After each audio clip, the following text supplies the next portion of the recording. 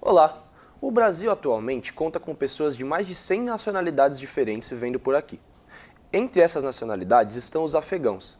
Desde 2021, quando os ultraconservadores do Talibã voltaram ao poder no Afeganistão, o país ficou imerso em uma crise humanitária que atinge principalmente mulheres e jovens. Mais de 9 mil afegãos vieram ao Brasil buscando melhores oportunidades de vida, porém, ao chegarem, se depararam com novos desafios. Esse foi o assunto abordado pela jornalista Giovana Carvalho em seu trabalho de conclusão no curso de jornalismo da Universidade Presbiteriana Mackenzie.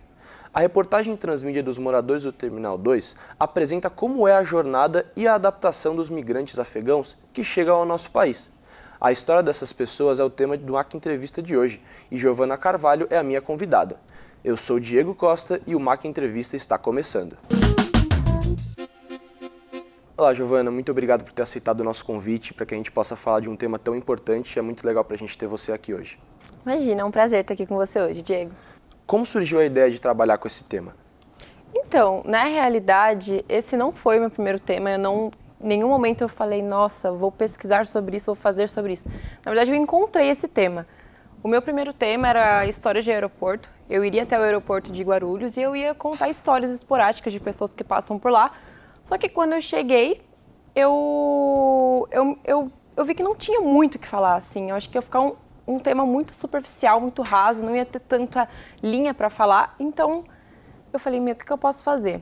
Então, nessas pesquisas de campos, eu insisti no meu primeiro tema. Eu encontrei a situação dos afegãos que estavam no aeroporto, né? This is my room. The volunteers. And others also. This other blankets have given by the UNHCR. So these things are not from the UNHCR, so they have brought by themselves here. They have bought from here. Eu já sabia que estava tendo a situação deles lá no aeroporto, né? Que eles estavam abrigados lá, alojados. Mas, assim, não tinha mais, não falavam mais sobre isso tanto na mídia como falavam em 2022, por exemplo, né? Que eles estão lá desde ali do início de 2022. How is living here? As you see, the situation is not as good as we want, but we are compelled to stay here. So now we don't have any other place. But they are saying that they will transfer us to the camp. So here there is no bathroom for taking shower and other things. So this is just a place to stay. E aí eu falei assim, caramba, tem isso que tá acontecendo aqui, eu não tinha essa noção de que ainda estava aquela situação lá. Eu falei, acho que é um tema muito bom para falar, muito melhor do que o meu outro tema. Tem é de interesse público, assim, muito grande, as pessoas tinham que saber o que estava acontecendo lá, né? Então foi assim, né? Eu encontrei o tema, não foi eu que decidi fazer. E na questão da precisão dos dados, quais foram as principais dificuldades com quais você lidou?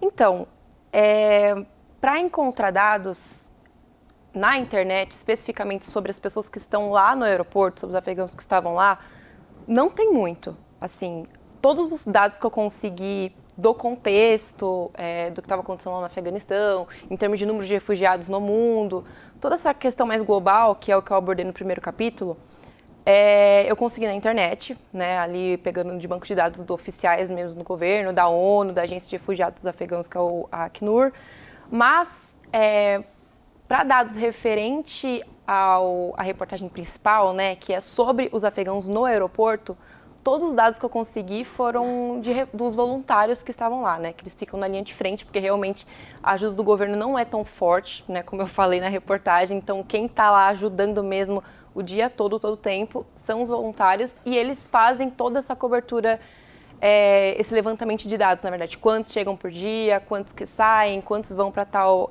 abrigo. Então, foi tudo deles que eu tirei. Como foi iniciada essa aproximação com os entrevistados? Quantas vezes por semana você ia para lá?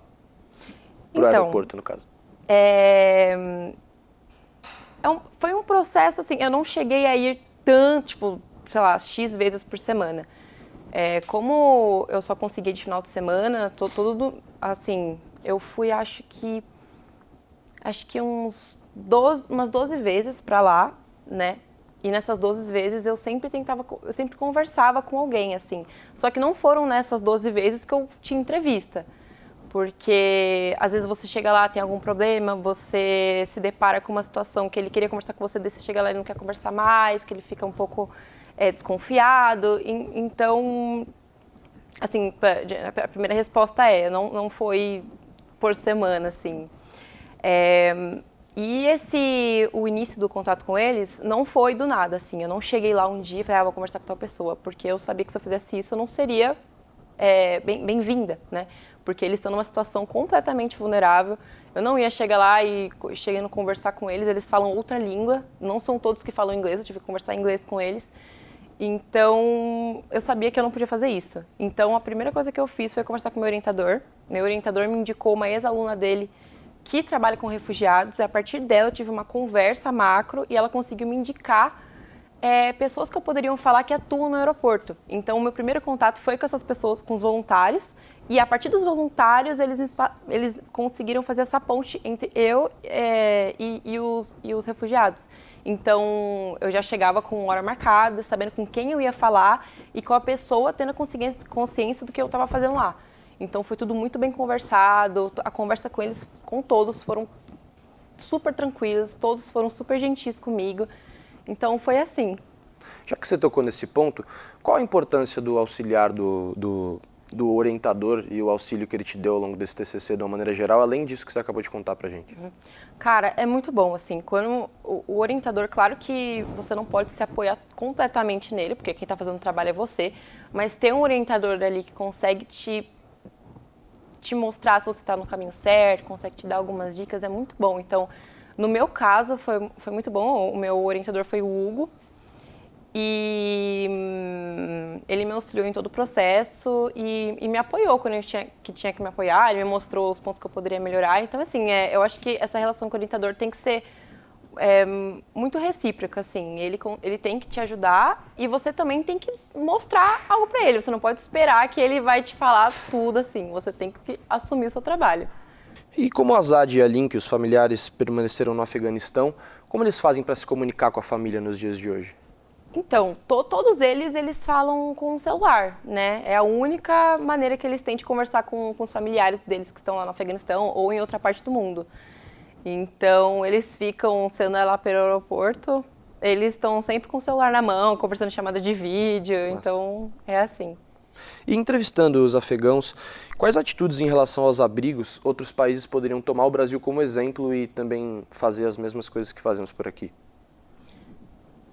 Então, eu acho que os países desenvolvidos, né, ou em desenvolvimento, eles têm o dever, na minha opinião, o dever de dar refúgio para essas pessoas que estão nessas condições precárias.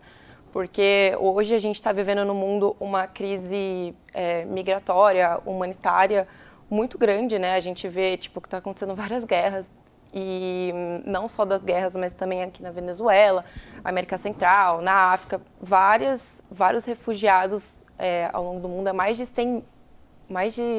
putz, agora eu não me lembro ao certo o número, mas são muitas pessoas refugiadas hoje no mundo, e eu acho que nós, principalmente aqui no Brasil, a gente tem que acolher mesmo, né? Muitos chegam, só que infelizmente aqui, assim, claro, a gente não pode também só falar mal, tá? Eles acolhem as pessoas, tem toda essa parte de acolhimento, tem muitos refugiados aqui no Brasil também, mas tinha que fazer um pouquinho mais. Porque, por exemplo, essa situação do TCC é o que mostra. Tipo, eles deixam chegar até aqui no Brasil, mas quando chega não tem abrigo. Então, não adianta muito. Então, eu acho que os outros países eles têm que se espelhar nisso de ser um país mais receptivo, mas que proporciona uma estrutura, né? Não só receber. Exatamente. Não adianta você chamar e não dar dignidade. Tem que dar uma base inteira. Falando um pouco mais sobre a questão da mudança de tema no seu TCC, quais foram os principais desafios de realmente no meio do processo você mudar e o que te fez entender que essa situação dos afegãos em Guarulhos era realmente o tema ideal para você desenvolver seu TCC? Então, foi esse processo de troca de tema foi até que tranquilo, assim. No começo eu hesitei um pouco porque a gente começa a fazer o relatório inteiro no 6º semestre. E depois você fala, putz, vou ter que mudar tudo agora. Tipo, você fica pensando nisso. Não é qualquer Pelo um menos, que muda, né? Exatamente. Pelo menos pra mim foi essa minha preocupação. Mas isso, falando bem a verdade, é o de menos, assim. Porque se você não tá satisfeito com o seu primeiro tema, com o seu tema ali que você escolheu, muda. Porque você vai falar disso por muito tempo e você tem que estar interessado naquilo, você tem que querer pesquisar, você tem que querer se engajar naquilo. Então, eu não me arrependo de ter mudado, foi 1000 vezes melhor, eu amei ter falado, conhecido essas pessoas, eu converso com alguns deles até hoje, assim, que eles me chamam. Então é isso, foi um processo tranquilo, mas foi tranquilo porque eu consegui me planejar bem antes para isso acontecer no meio do caminho. E foi bom. O Brasil foi o único país a conceder o visto humanitário aos afegãos. No entanto, com as mudanças nas portarias e a queda, a não emissão de vistos, como os refugiados contornam esse tipo de situação? Então, o Brasil, lá em 2021, quando teve a retomada do Talibã lá no Afeganistão, eles soltaram uma portaria, o governo, falando que eles iam conceder o visto humanitário para os afegãos. Então, vários afegãos ao longo desse tempo fizeram o visto, eles iam na embaixada de outro país, porque no Afeganistão a embaixada de todos os países, o consulado lá fechou tudo, então eles tinham que fugir para outros países vizinhos, como tipo Irã, Turquia, Paquistão, e lá no aeroporto eles tinham que pedir esse visto. Só que esse visto, assim, eram muitas solicitações. Então, alguns conseguiam, davam sorte, conseguiam pegar logo e já vir para o Brasil, e outros tinham que ficar esperando esse visto ser aprovado, né? Agora, em novembro do ano passado, se eu não me engano, eles soltaram uma outra portaria falando que iam interromper o concedimento desse visto humanitário, porque estavam vindo muitas pessoas e muitas pessoas vinham para cá e não tinha abrigo. Então, para não ficar acumulando gente no aeroporto, eles resolveram parar. E se eu não me engano, eu posso estar enganada, mas acho que até agora não saiu um decreto oficial sobre isso. Não sei se saiu uma determinação oficial. Então, hoje a situação é que quem está lá fora não consegue vir mais para o Brasil. Só conseguem, dos afegãos, eu digo, dos afegãos que vierem para cá, ou vão vir sem visto, ou que no caso não vai vir, ou são afegãos que conseguiram o visto já, só que está esperando alguma aprovação, está esperando algum familiar para conseguir vir. Então, tá assim a situação hoje, eu imagino. E a reportagem tem um tom humanizado, ao mesmo tempo é uma história muito complicada e sensível. Então, como foi para você equilibrar essa questão de contar essa história tão triste, né, e uma situação complicada dos afegãos, ao mesmo tempo de uma maneira humanizada no seu TCC? Então, no começo eu queria fazer uma reportagem literária, né, que é um toque mais humanizado, uma linguagem mais de livro, assim. Só que eu percebi que não era esse o caminho.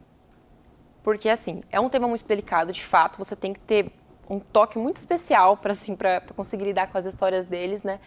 Só que, ao mesmo tempo, é uma história que você precisa de muita informação, muitos dados, muito contexto para você entender o que está acontecendo. Então, por isso que eu nem ia fazer aquela primeira aba do Rumo ao Brasil, que é mais objetiva, assim, é o que está acontecendo lá no Afeganistão, quem é o Talibã e como é a questão do visto. Então, a primeira aba foi mais objetiva, mais informativa, então tem muitos dados para a pessoa pegar o contexto, entender do porquê que eles resolveram vir para cá, porque tinha gente que nem sabia o que estava acontecendo lá no Afeganistão. E a segunda aba e a terceira aba foi um pouco mais humanizada, né? Foi uma linguagem mais tranquila, uma linguagem que eu trouxe muitos detalhes para as pessoas conseguirem entender o que estava acontecendo, do que eles passavam lá. Então é isso, eu tentei trazer esse equilíbrio, mas sempre tentando ser fiel ao relato deles. Quais foram as principais vantagens de usar múltiplos formatos, né? Texto, vídeo, imagem, para a construção do seu TCC? Ai, foi ótimo, assim. Eu acho que não teria outro formato tão bom para fazer esse trabalho do meu tema. Porque gravar vídeos no aeroporto e tirar fotos lá deles é muito complicado, porque eles são muito desconfiados, com toda razão. E então, não era toda hora que eu podia sacar a câmera e ficar tirando foto, filmando e tal. Tinha uns que nem deixavam. These people do not allow them to take their pictures. They took the pictures but without faces, you know?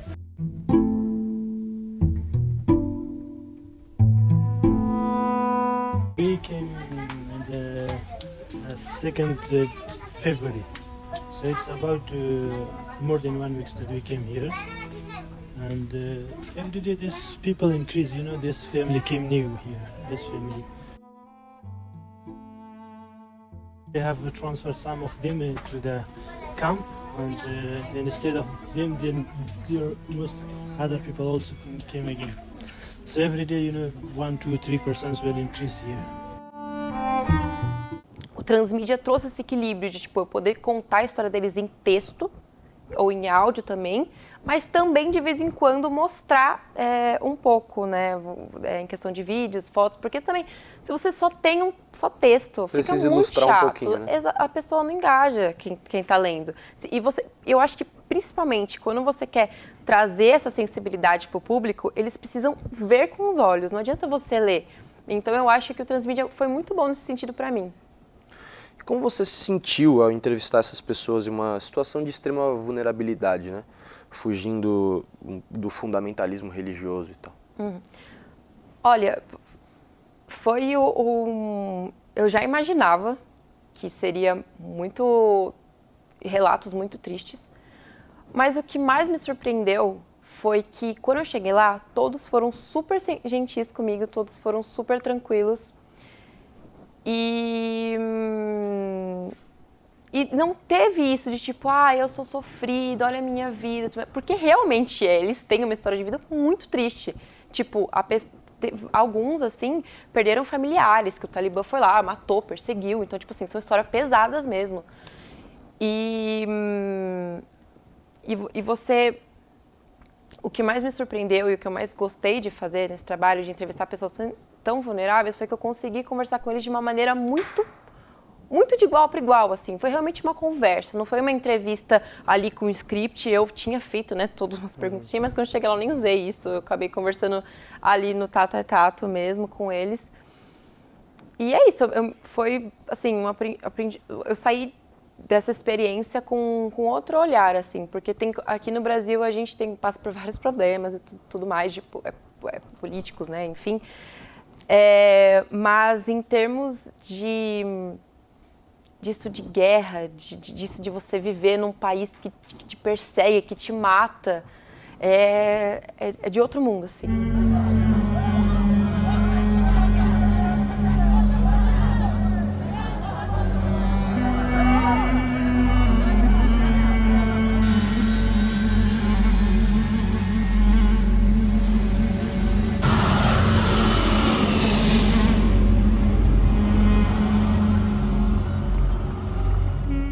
Então, foi isso, de entender uma outra realidade. E muitos meses depois de terminar já seu TCC, que dica que você deixa para quem ainda vai fazer? A principal dica é se planejar antes. Assim, você não precisa... Assim, o ideal é você começar o quanto antes, mas eu acho que se planejar e organizar o que você quer fazer pelo menos o quanto antes é o ideal. Porque se você quiser mudar de tema que nem eu, você não vai ficar tão perdido assim, você tem um tempo ainda. Então, se você resolver para pensar tudo em cima da hora, realmente não vai dar tempo. Então, eu acho que planejar e se organizar muito bem antes de fazer. E também para escolher um tema que tenha conteúdo, que tenha o que falar. Porque você fazer um tema também que não tenha muito assunto, que você fica caçando ali água em pedra, não tem como. Então, essas são minhas dicas e também para não se comparar tanto com os outros temas também, dos seus colegas de classe e fazer tudo certinho ali que dá certo. Giovana, muito obrigado por essa entrevista, especialmente com um tema tão relevante. Foi incrível essa entrevista e eu desejo todo sucesso aí ao longo da sua trajetória. Muito obrigada, é um prazer estar aqui hoje com você.